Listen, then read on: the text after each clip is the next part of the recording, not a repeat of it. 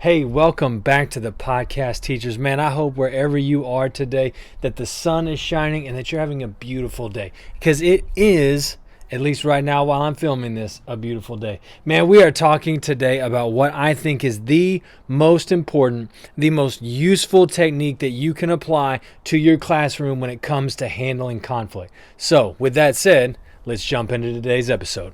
Every morning I wake up obsessed and everything I do the best. And deep within my mind, you know I'll always manifest it. Alright, teachers, so here's the deal. I get it. Like, conflict is a normal part of your day. And I'm talking about conflict between you and adults. I'm talking about conflict between you and students. I'm talking about conflict between you and yourself. That's a different conversation. But I get it. Like, every day, conflict happens. And what is the number one technique that you can apply to your classroom that's going to help you improve conflict in the classroom? And here's the deal. Here's what happens. You're teaching. It's the best lesson you've ever created. You're just jazzed for it, man. Like, all the things are happening. All the stuff happens. And everything's flowing right when suddenly some genius in his or her desk says, "Mrs., this is dumb. Why do we have to do this?" And with those 11 words, we are now Wyatt Earp at the OK Corral, man.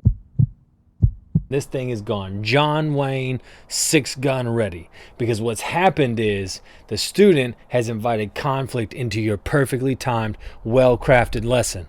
And everything in you wants to take that child and, one of those. Like, I understand. Been there many, many times myself. But in those situations, we oftentimes don't handle it the way we want to. And that's why this technique, I think, is so valuable, especially if you are a brand new teacher in the classroom. And I'm talking about my friends, my people, 1 to 5 years of education. You're out there, you're trying to do the deal, and some kid smarts off in the middle of your perfect lesson, and now you're ready to squash him like a bug. I understand. And the technique that I'm going to talk about today is what I call the Bruce Lee method. That's right. We're doing this deal like Bruce Lee, one of my favorite fighter people in the world. Like, who doesn't love Bruce Lee? I don't understand. If you don't, that's your thing. Be blessed. Anyways, the technique is called the Bruce Lee method. And here's how it works. See, in one of his most well-known movies, Bruce Lee said, he's talking to a master martial arts teacher, and he says, "When my opponent contracts, I expand. And when my opponent expands, I contract." And I think that philosophy, that mindset, that technique applies perfectly to the classroom. So what we're going to do is we're going to take those two pieces, expanding and contracting. We're going to talk about how does that work in the classroom? How do you apply that in the classroom? And then I'm going to talk about the number one thing that's going to get in your way and stop you from making this technique work in your classroom, right? So let's take this idea of expanding, right? When your student contracts in the classroom, what does that mean? When your student contracts, well, a lot of times what that means is our students, they go internal. They dive inside. They won't answer your questions. They won't look at you in the eyeball. They won't do anything other than put their head down, put their hood up, and pretend you don't exist in the classroom, right? That's a contracting. So what we have to do in that situation is expand, but we have to expand mindfully. Like, we got to pay attention to the signals.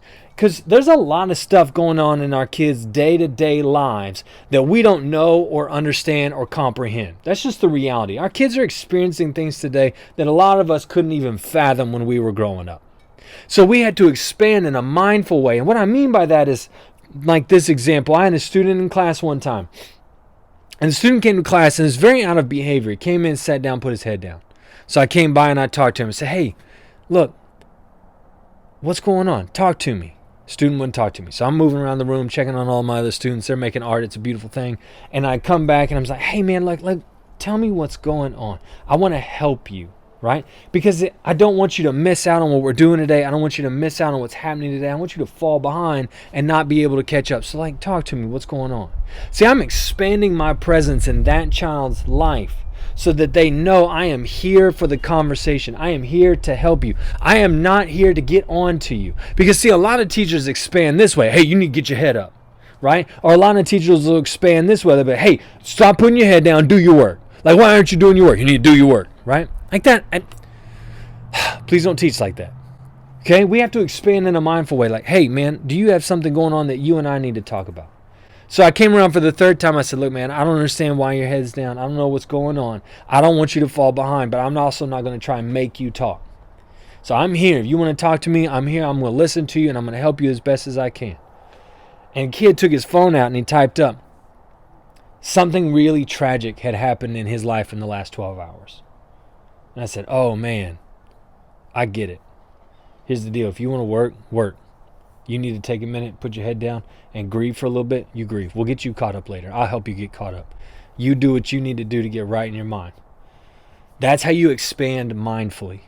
See, a lot of times our kids contract inward because they've got stuff going on in their lives they don't know how to handle. And our coming at them with get your head up isn't going to help anybody. And it's not going to help our kids grow, and it's not going to help our kids learn. We have to expand in a way that lets them know that, hey, I see something's different about you. I see something's going on. I don't know what the something is, but I'm here to help you if you're willing to talk to me. That's mindful expansion. Now let's talk about the flip side of that. How do we as teachers contract in a way that is beneficial to the classroom? Let's talk about that idea. Let's talk about contracting. Okay, so let's go back to the very beginning of the episode, right? We talked about that moment. You've got the well-crafted, perfectly executed, just dab on it lesson. And that kid pops off. Yo, why do we have to do this? This is stupid. And here's what's going to happen. Everything in you is going to rise up like a volcano, and you're going to melt this child in the magma of your fury. Like you're ready to do that. And I understand it. I have done it. My first 5 years, let me tell you about some things I said to students that were not beneficial. I get where that impulse comes from. But what we have to do is we have to contract in a way that's going to prevent creating further disruption that's going to ruin even more of the time that you have left in the classroom. So how do you do that? See, a student pops off like that. Now, number one, we have to recognize that we are the adults in the classroom. We owe these children no explanation. We owe these children no response. We do not need to let these children know that what we've got going on inside is irritated by their stupidity. Maybe that was a harsh way to say that. So here's what we do. Student says, Yo, miss, why do we have to do this? This is stupid. And you look at that student and you go, thanks for sharing. And you move right on with your lesson. Completely ignore any opportunity that this child wants for the argument. Because see, the children, most of the time, not always, most of the time, want the argument that is going to come out of you saying, that's not how we talk in this class. Right? That's not going to help you. What the children want is they want the argument. Because if they can get you to argue, they can get you to stop teaching. If they can get you to stop teaching, they can get you to stop doing the stuff that they don't want to do. So they're baiting you for an argument. All you need to do is say, thanks for sharing, and move right on. Guess what? If you're married, this works with your spouse, right? You can avoid a lot of arguments by just saying, thank you for sharing, right? Now, what are some other ways that you can contract, okay? So the student says, yo, miss, this is stupid. Why do we have to do that? You can look at them and say, hey, that's a good question, and move right on with the rest of your lesson. You can validate the fact that they shared a feeling or that they asked a question. They asked you, why do they have to do that? That's a good question. We should be asking ourselves on a day-to-day basis why we do the things that we do. And it's okay for students to ask you why they need to learn whatever it is you're trying to get them to learn. That's okay. We don't have to be offended by that. But you can acknowledge it. You can say, hey, that's a great question. Thank you for asking. And you move right on with the lesson that you were teaching. Now, what's normally going to happen in that situation is that a student's going to come back at you and be like, well, aren't you going to answer it? To which you can reply, yes or no. And you can say, yes, I am, but not right now. And you move on with the lesson. Or you can say, no, I'm not. And you can move right on with the lesson. Now, normally, there's going to be a third exchange. The student's going to say, well, why not? And you look at the student and you say, hey, man, look, you're asking a good question at the wrong time. You want to ask me this question at the end of class, I'd be glad to answer it. It's a good question, but now's not the time. And you move on teaching. And I promise you, 99.825% of the time, this technique works. Because we don't owe our students an explanation for why we're doing the things that we're doing. We do not need to defend ourselves to some 12-year-olds who think they know everything about the world. It's not necessary. And all it does is it takes away from our opportunity to do actual teaching. Right? And we're teaching these children that they don't get to just run around and say whatever they want to say and ask whatever they want to ask, because there's going to be times where they have jobs where they're not going to get to do that, and they're going to get fired if they do. And what we're teaching them is how to appropriately ask questions. Because the questions they ask are good questions. But that doesn't mean we have to answer them in the moment. We can acknowledge it and we can move on. We can contract in such a way as to prevent the argument, and then come back later and address the question when it's an appropriate time. So that's expanding and contracting. That's the way we can teach in such a way as to prevent arguments and help students who need help. Now, here's the number one thing that's going to get in the way of this technique working in your classroom. See, it's going to be this guy. That's right, the ego. Now, I'm not actually talking about Hades from the movie Hercules. That's not what I'm talking about. He's a representation of the ego. That part of us that rears up when someone challenges what we're doing in the classroom, because we are adults and we are professionals and they should treat us like professionals. I get it.